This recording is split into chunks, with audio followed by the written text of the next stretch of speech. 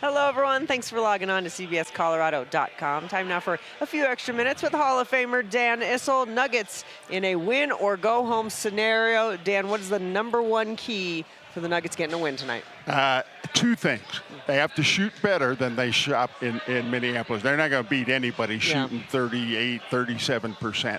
And number two, there has to be somebody or some bodies give a bigger contribution, because I think Minnesota has figured out how not to stop Nikola and Jamal, but how to make them take a lot of shots to get their points. You talked about the Nuggets got to shoot better. They've been shooting pretty poorly this whole series, especially the last two games, which has been surprising. So is that something that can just change? I mean, what do they do to improve that? Yeah, I think what they have to do to improve it is to get more open shots. And to do that, you have to run.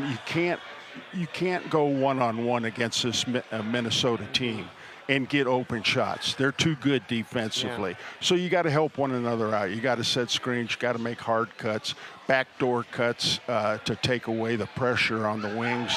There's things, even though they're a good defensive team, there are things you can do offensively to upset that. No Dante DiVincenzo, no Anthony Edwards. All of a sudden, this series looks entirely different. How do the Nuggets take advantage? Yeah, well, I think what they have to do is make sure that now somebody, what was the guy's name? I can't pronounce it, that came off. DeSumo.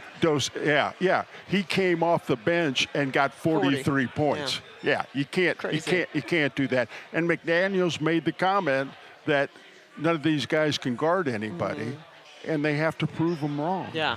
Well, prove them wrong. We'll see if they can do it. McDaniels, how much do you think he's fired up his Minnesota team?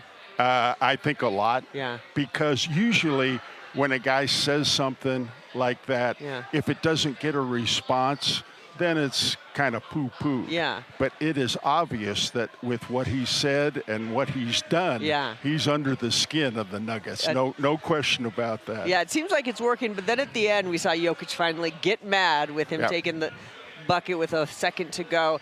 Does that fire up the Nuggets tonight? We'll see. Yeah. We'll see. I hope so. I mean, if your best player is the one that has your back. I mean, I didn't see anybody else run down there and show how upset that they were with him doing that. It was Nikola. And so, when your best player does that, it should fire the team up.